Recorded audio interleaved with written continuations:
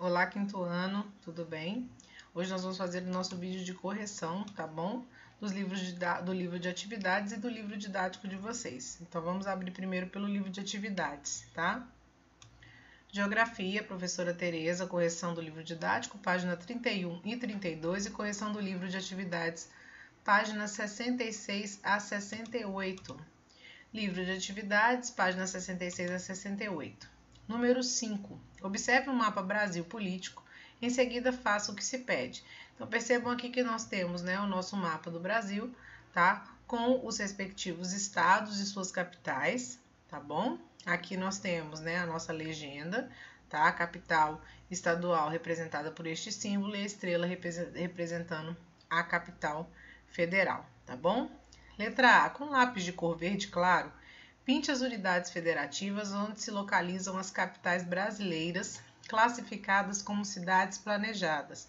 Como nós estudamos as cidades planejadas, que são as cidades que têm um projeto, as cidades foram projetadas, a construção das cidades, tá bom? Com as áreas urbanas separadas das áreas industriais, das áreas de lazer, etc. Então, aqui a gente agora vai colocar em verde claro os lugares que foram planejados, tá?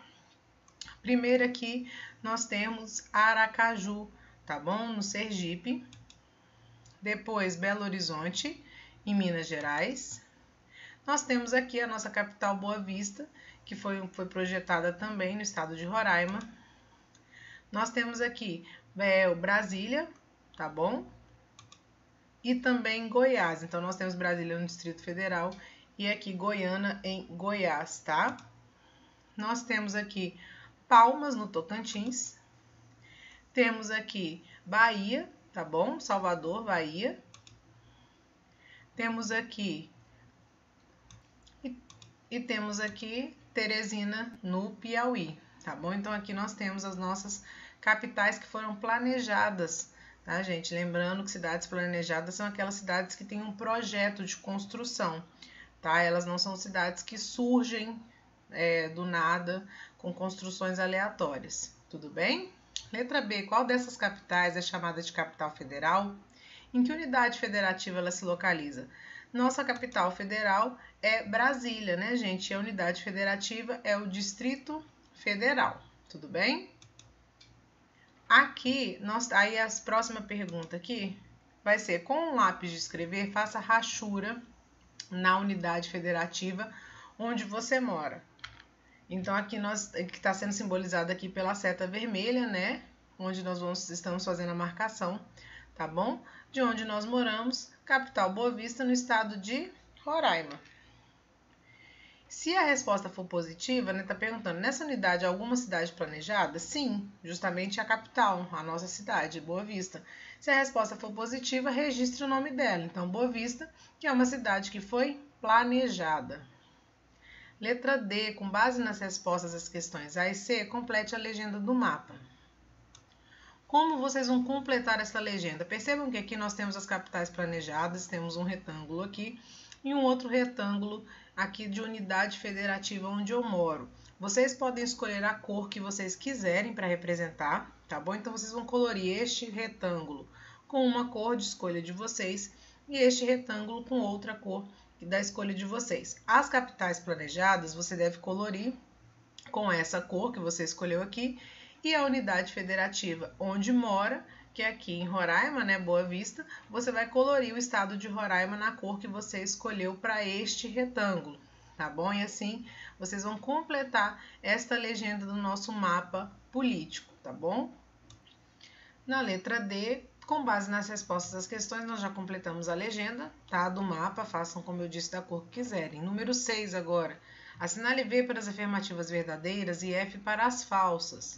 Primeiro, todas as cidades que compõem os 5.570 municípios brasileiros surgiram da aglomeração de pequenos povoados, né? A gente sabe que não é verdade, tá bom? Então, ela é falsa. Já que algumas cidades foram planejadas, não foram todas elas, que começaram através de aglomerações e criação de povoados. A segunda, os primeiros povoados surgiram no litoral brasileiro, Com o passar do tempo histórico, esses povoados se transformaram em vilas e as vilas em cidades. Essa é uma afirmativa verdadeira. A cidade de São Vicente, localizada no litoral do estado de São Paulo, foi a primeira vila do Brasil. Também é uma afirmativa verdadeira. As cidades planejadas são construídas com base em projetos que visam a melhoria da organização do espaço urbano. Exatamente, por isso que as cidades planejadas elas têm as áreas bem distribuídas, né? Então é uma afirmativa verdadeira. E por último, Brasília, no Distrito Federal, foi a primeira cidade planejada do Brasil. Essa afirmativa é uma afirmativa falsa. Não foi Brasília que foi a primeira cidade planejada do Brasil, né? Foi uma cidade em São Paulo, tá bom, gente? E agora, número 7, reescreva as afirmativas falsas com informações que as tornem verdadeiras. Nós tivemos duas informações falsas, né, das alternativas. Então, a primeira aqui, ó. Algumas cidades que compõem os 5.570 municípios brasileiros surgiram de forma natural ou espontânea. Outras foram planejadas, né, diferente da afirmativa que diz que todas elas surgiram de forma espontânea, tá bom? E Salvador, na Bahia, foi a primeira cidade planejada do Brasil. Desculpem a primeira informação de São Paulo, tá bom? É outra questão. Então, Salvador, na Bahia, que foi a primeira cidade planejada do Brasil. Número 8. Relacione os termos aos conceitos correspondentes. A, cidades religiosas. B, cidades turísticas. C, cidades portuárias. D, cidades históricas. E, cidades políticas administrativas e F, cidades industriais. Então, a gente vai caracterizar esses locais, tá? Esses tipos de cidade e colocar embaixo justamente correspondente à letra, tá? Cidades que apresentam algum atrativo turístico e de lazer, seja por seus recursos naturais, seja pelas possibilidades oferecidas pelo seu espaço geográfico. Essas cidades são as cidades turísticas, né? Elas oferecem a questão do turismo, tá bom? Cidades ligadas economicamente às atividades industriais, então elas são cidades industriais. Tem várias construções antigas, igrejas, monumentos e outras edificações de valor histórico, então são cidades históricas, tá?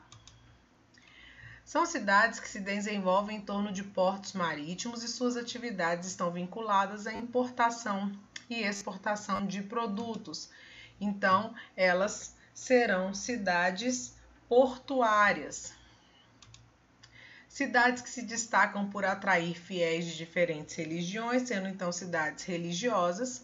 E por último, nessas cidades localizam-se importantes sedes administrativas do governo. Então, são cidades político-administrativas, certo? Essa é fácil pela caracterização, né, gente? Número 9. Desembaralhe as letras para descobrir a principal função dessas cidades. Então, nós temos aqui as fotos das cidades. Aqui está o Juazeiro do Norte, no Ceará. Percebam que aqui nós temos na imagem uma igreja, né, e várias pessoas aqui na frente. Então, nós vamos ver aqui que esse tipo de cidade tem atividades o quê? Religiosas, tá bom? Então, desembaralhando as letras, nós vamos achar a palavra religiosa. Na próxima imagem, nós vamos perceber aqui, né, uma cidade onde tem aqui o mar.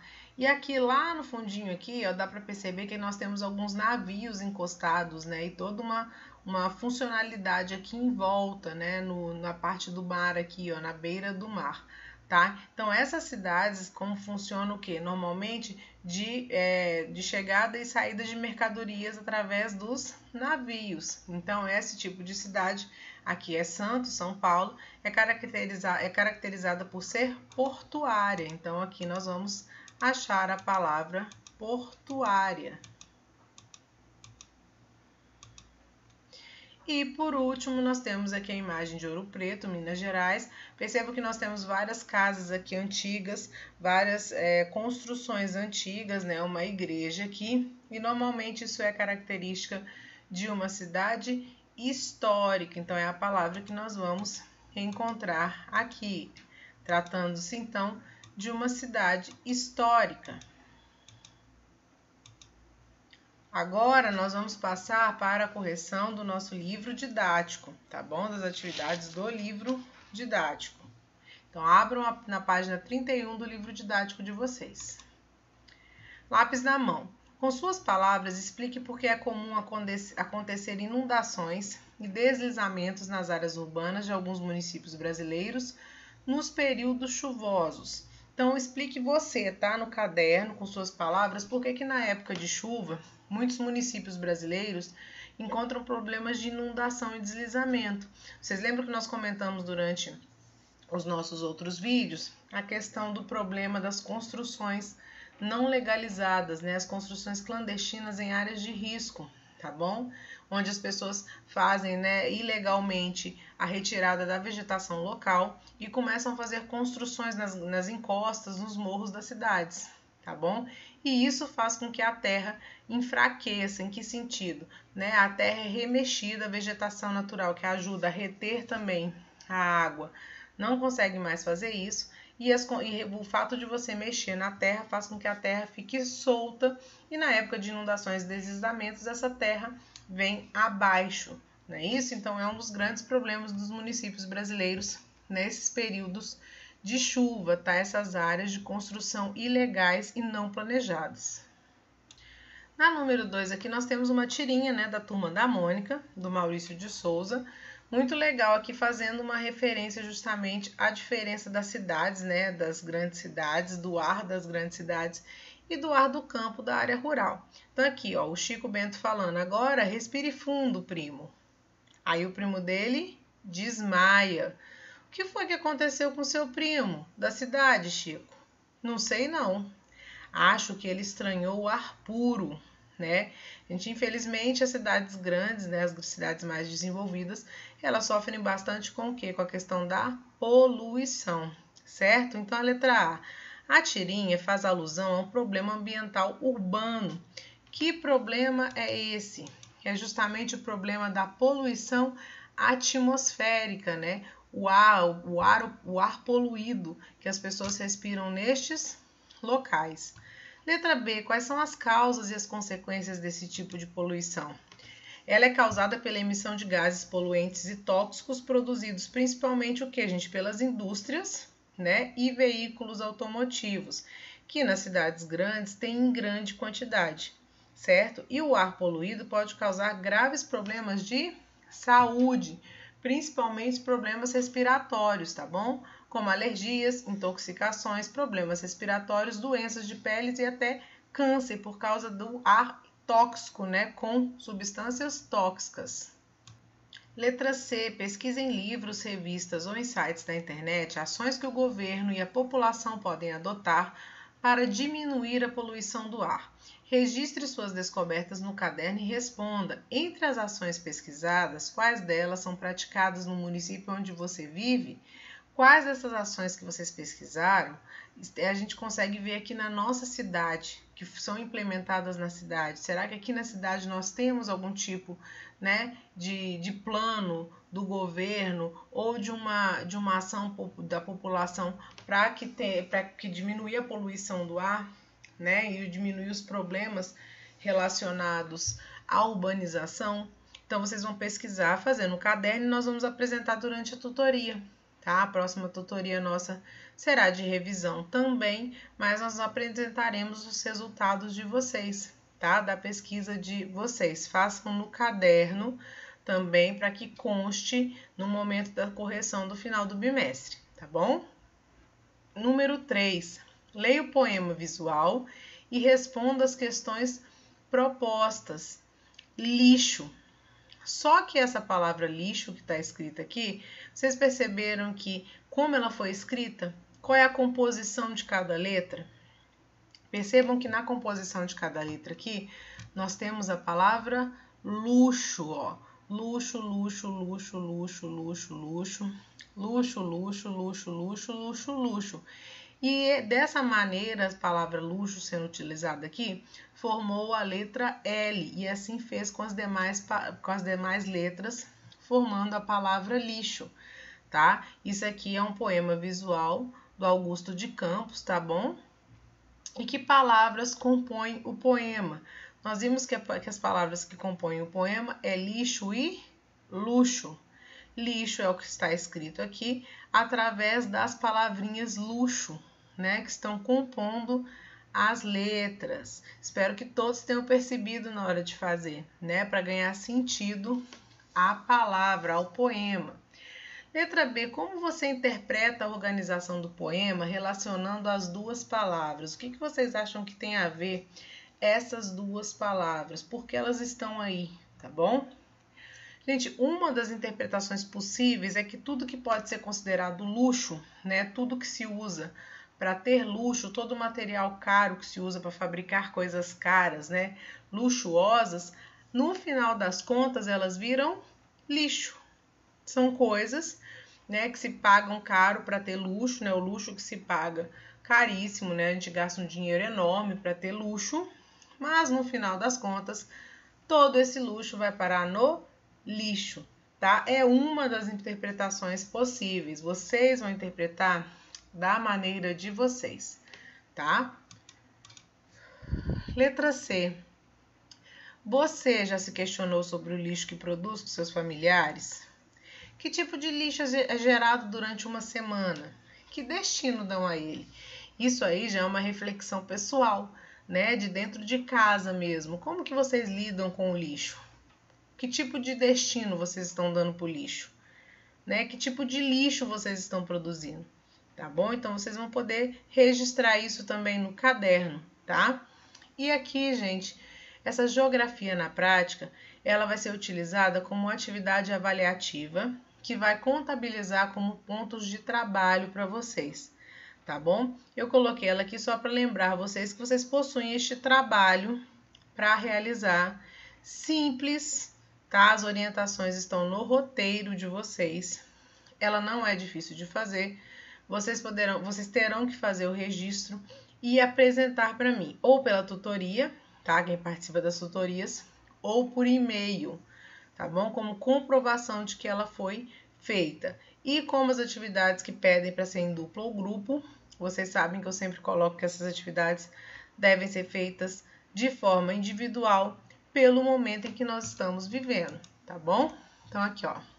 Aqui, né, a resposta reflexiva e aqui, atividade avaliativa individual e destinada para obtenção de nota de trabalho. A orientação está no roteiro, tá bom? Então, boa correção para vocês, bom trabalho para vocês, façam com cuidado, direitinho, tá bom? E até a próxima, gente.